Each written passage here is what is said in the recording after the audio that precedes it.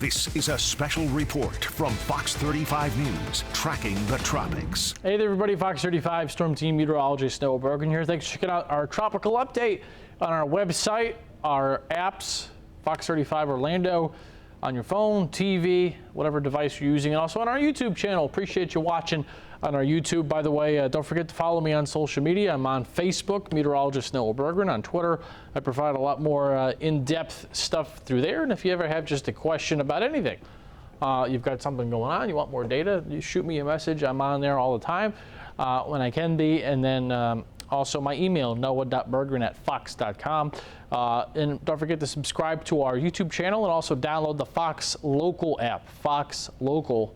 You download that on your smart TV. You can watch our content for free if you're in the state of Florida or anywhere beyond. So here's your tropical update for the 12th of August. Hope you had a great weekend, by the way.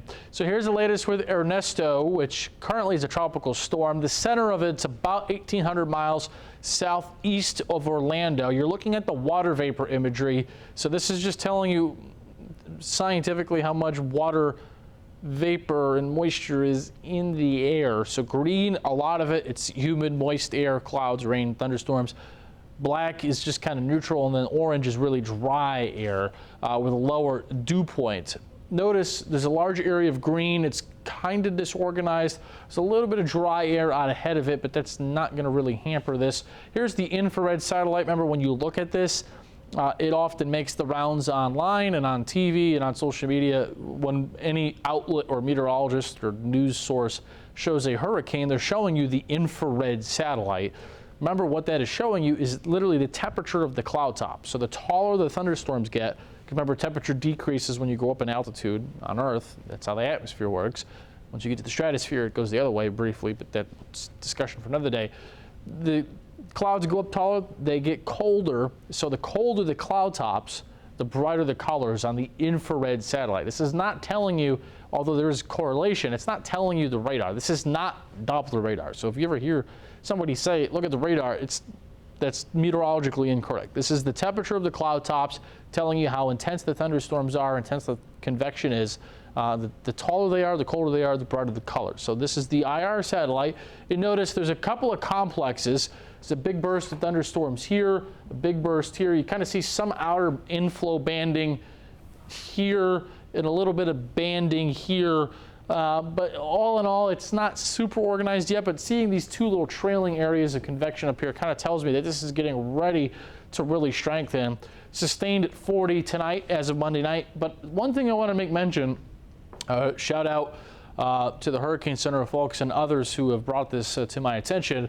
This forward speed of 28, when I saw it, I was like, man, that's fast for this early in the year and where it is, which actually turned out to be meteorologically correct. You don't really normally see a storm moving this fast in this spot this early in the season. So really, it's a fast mover right now. Now, it's going to become a hurricane, but as of right now, I've updated our naming list. We've now gone to the E-name storm, and we're about 3 to 4 weeks ahead of when the first E-name storm typically does occur. By the way, I've had a few people email and message about what's the outlook for the rest of hurricane season. Well, we're not even anywhere close to the halfway point yet. We're not even to halftime of hurricane season this year. And in fact, about 85 to 90% statistically of all tropical activity in any given year, the average occurs after this point. So if that gives you perspective, we've only had about 15 to 20, maybe 15%, 10 to 15%, I should say, of the activity that's normal through this point in the year. So here's Ernesto. Over the next few days, it strengthens, it gathers, it starts to get its act going. Here's Puerto Rico. Any interest, family, or friends in Puerto Rico? Now, this is nowhere near a Maria level storm from a few years back.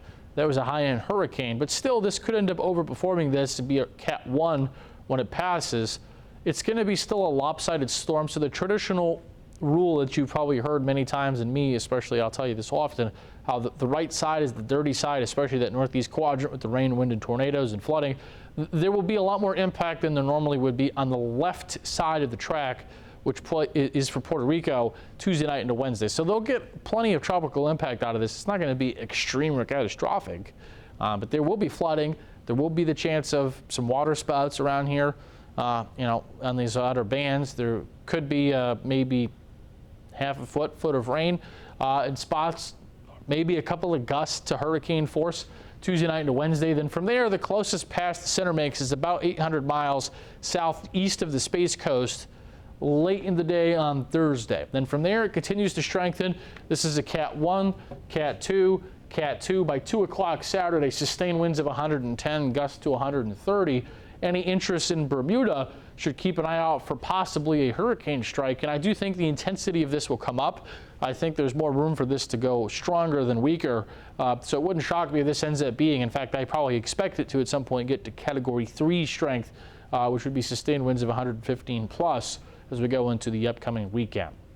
The only real impact this will have on the east coast of Florida is really big surf, maybe 4 to 8 footers, 5 to 10 footers Friday and Saturday. So if you're a surfer, okay, but there's very high rip current risk in this scenario with this long period swell onshore on Florida's east coast Friday, Saturday. So really high rip current risk, rough swimming weather. If you're a surfer, okay, it's one thing, but there'll be big, large wave breakers from Ernesto. So here's the spaghetti models tonight. Notice a hard right turn, which is good because we talked about this on these videos last week with all those graphics. If you remember, I took all that time to draw them for you, and I'll show you one of them in a second. If there had not been a trough of low pressure in the northeast, this thing probably would keep going and would have been a Florida impact. It maybe would have missed. It's hard to tell for sure, so I'm not going to act like I know. Because I'm just kind of doing an educated guess. But if we didn't have that trough of low pressure up here to pull this north and hook it out to sea, this thing probably would keep going on this northwest trajectory and become a hurricane.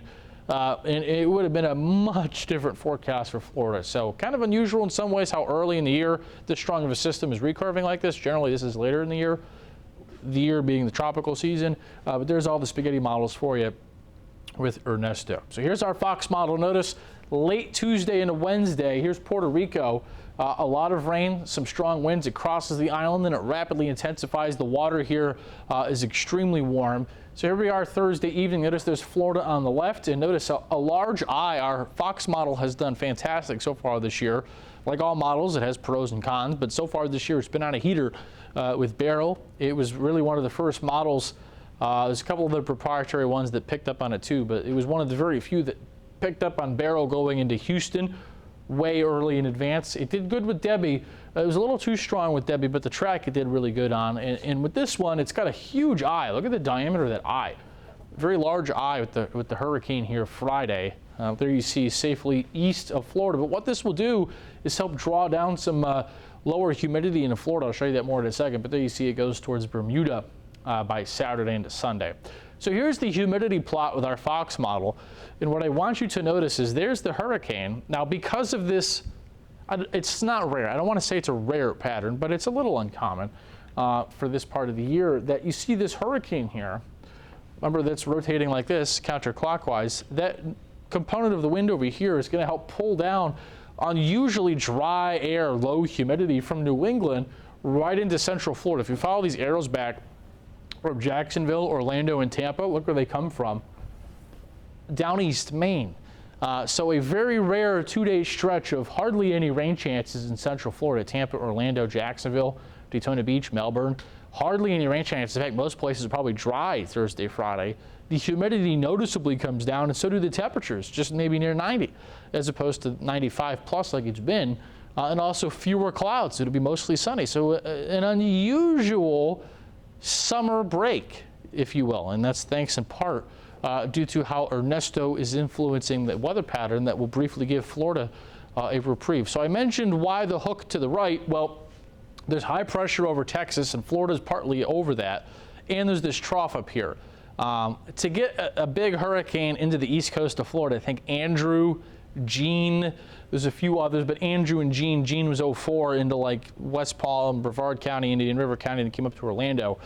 That was part of the 3 hurricane season, Charlie 04 on the other side that impacted central Florida. But to get a big hurricane into Florida's east coast, you kind of need the opposite pattern, if that makes sense. You need the polarity of this to be flipped. So you need high pressure up here and a trough over there, because if there was high pressure here rotating like this, think about it like this, right?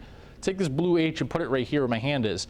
If the air was going like this up here, what do you have on the bottom of it? Easterlies. You got east to west winds like this. That is how you would direct a hurricane into the east coast of Florida and prevent it from hooking north, is you need a high pressure dome over New England. If you go back and look, all the hurricanes that have hit the east coast of Florida happened when there was a hot period in a high pressure dome over New England. Boston, New York, Hartford, New Hampshire, Syracuse, Cleveland, Columbus. It was really hot in New England and eastern Canada because there was a high pressure dome, and that prevented the hook north. And instead of hooking north, those hurricanes, Andrew in 92, Gene in 04, just steamrolled into the east coast of Florida. So you really kind of have it's the pattern just flipped in a mirror to get an east coast Florida storm. So we're thankful for that, because had this trough not been up here, maybe it would have even come, maybe not make landfall in Florida, but it would have come a little closer and maybe influence the Carolinas. But that trough digs and steers Ernesto, more or less, this is the graphic I made last week, but more or less just so you visually see the steering currents for Ernesto. So here's the models quickly. Here's the European model. Now the models are still split on where it'll go in relation to Bermuda. Some are east of the island, some are west of the island, but it would be Saturday into Sunday if Bermuda gets a hurricane strike. If you're cruising this week, there'll be huge surf, large breaking waves all the way to the entire eastern seaboard. But out in the Atlantic, closer to the eye, there'll be 20 to 40 foot surf. Yes, 20 to 40 foot surf around the eye, and even broadly around the big wind field, maybe 10 to 25 footers. So a huge area in the Atlantic, a very rough surf if you're cruising this week, and that will spread into the Bahamas. And then you see it gets picked up by the jet stream as we head into the following week. Here's the GFS model, kind of different, kind of, sort of. You notice it goes a little bit of a weird dance. It kind of goes northeast, then north, and hook. There's a little hook around Bermuda. I should tell you that if you're in Nova Scotia, down East Maine, Canadian Maritimes, you should still watch this, because there are some models that take this a lot closer to even hitting Nova Scotia as we head into late next weekend. So we'll have to keep an eye on that. But that, my friends, is your update for right now on what will be Hurricane Ernesto. A large surf to the east coast of Florida and the entire eastern seaboard Friday into the weekend. If you're cruising, very rough surf. Puerto Rico gets hit Tuesday night. Bermuda could get hit Friday night, Saturday into Sunday. But all things considered, we're fortunate the steering patterns are the way they are. They just happen to align with this, because very easily this could have been a direct impact for the United States if things had not been like this. So we'll cross our fingers that they all do this. I don't think that's going to be the case. But we will cross our fingers, of course, that all the coming hurricanes the rest of the year hook out to sea. But we will take them as Mother Nature sends them our way. Appreciate you watching. Don't forget to like and subscribe. And for now, I'm Storm Team Meteorologist Noah Berg, and we'll see you back here tomorrow. Have a great day.